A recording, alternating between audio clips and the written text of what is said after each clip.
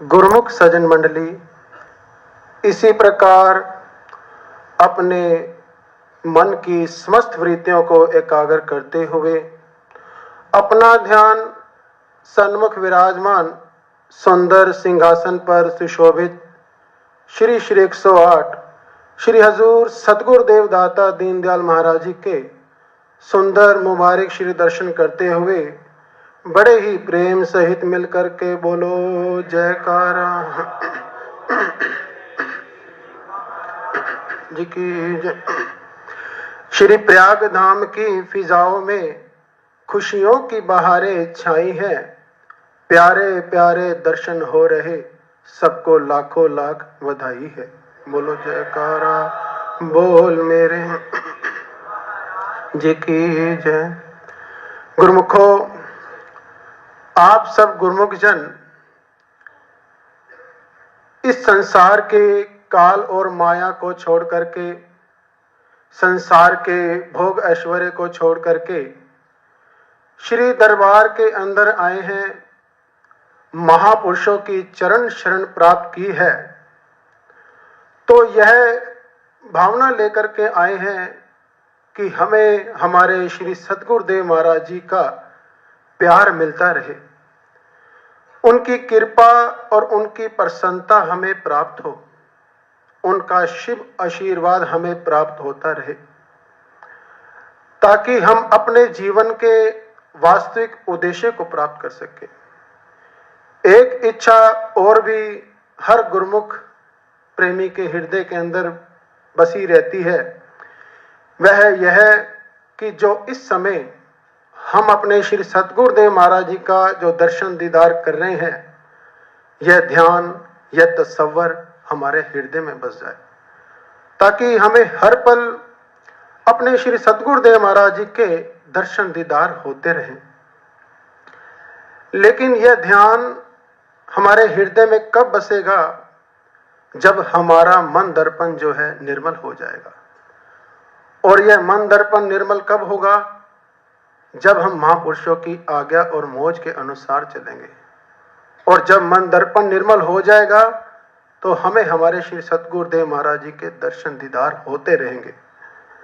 तो गुरुमुखो, इस मन दर्पण को निर्मल करने के लिए हमें क्या करना है कि जो महापुरुषों की आज्ञा है, जो मौज है, उस आज्ञा और मौज में चलें, उनके वचनों के अनुसार अपने जीवन की कार्यवाही को करें। जैसे महापुरुषों की आज्ञा है कि जो भक्ति के जो 5 नियम हैं, हम इन नियमों की श्रद्धा पूर्वक एकाग्रचित होकर के पालना करें। जैसे कि श्री आरती पूजा में जब जाएं तो अपने मन चित्त को पूरी तरह से श्री आरती पूजा में ही लगा दें। एक एक शब्द को मुख से गायन करें, एक एक शब्द को कानों से सुने और नेत्रों से उस समय अपने महापुरुषों का दर्शन दीदार करें। और जब सेवा करें तो निष्काम भाव से करें। कल भी मेरे प्यारे प्रभु जी ने दिन में अपने मुबारक वचनों में फरमाया कि गुरुमुखो, सेवा जो गुरु दरबार की है, जब सेवक गुरु दरबार की जो सेवा है निष्काम भाव से करता है, तो श्री गुरु महाराज जी की कृपा और प्रसन्नता उस सेवक पर उतरती है। और जब सत्संग के अंदर जाएं तो सत्संग के वचनों को अपने हृदय में उतारें, उस पर अमल करें। और जो मालिक ने हमें नाम की दात बख्शी है, उस नाम का सिमरन एकाग्रचित होकर करें और महापुरुषों का दर्शन दीदार करें। यदि हम इन नियमों की हित चित्त से पालना करेंगे तो हमारा मन दर्पण जो है निर्मल हो जाएगा। हर पल हमें अपने सतगुरुदेव महाराज जी के दर्शन दीदार होते रहेंगे। हर पल हमारे श्री गुरु महाराज जी हमारे अंग संग रहेंगे। हमारे श्री दरबार के पावन अमर ज्योति ग्रंथ में एक प्रसंग आता है। यह प्रसंग हमारे श्री परमहंस अद्वैत मत के महान प्रवर्तक श्री श्री 108 श्री परमहंस दयाल महाराज जी, श्री प्रथम पातशाही महाराज जी के समय का है। उस समय उनके अनन्य प्रेमी थे भगत नंदलाल जी। हम रोजाना जो श्री आरती पूजा गायन करते हैं, सुबह जो श्री आरती पूजा में छंद जो पढ़ते हैं, उसमें आखिरी कली आती है कि गुरु जी की महिमा सब मिल गाओ और अभिमान को दूर हटाओ, प्रेम की नदियां खूब बहाओ, जोड़ कर कहे छंद ये नंद। यह इन्हीं भक्त नंदलाल जी के लिखे हुए छंद है। इनका मन दर्पण बिल्कुल निर्मल था। यह श्री परमहंस दयाल महाराज जी के अनन्य प्रेमी थे। एक दिन भगत अमीर चंद जी किसी कार्यवश भगत नंदलाल जी के घर गए। वो भी श्री परमहंस दयाल महाराज जी के अनन्य प्रेमी थे। अभी वो उस विशेष कार्य में बात कर ही रहे थे कि भगत नंदलाल जी जो है एकदम उठ खड़े हुए और कहने लगे, अमीर चंद जी, बाकी वार्तालाप हम बाद में करेंगे। तो भगत अमीर चंद जी जो है बड़े हैरान हुए, कहने लगे कि 2-3 मिनट ही तो लगेंगे, इस कार्य को निपटा लेते हैं। तो भगत नंदलाल जी कहने लगे कि नहीं, श्री परमहंस दयाल जी इधर आ रहे हैं।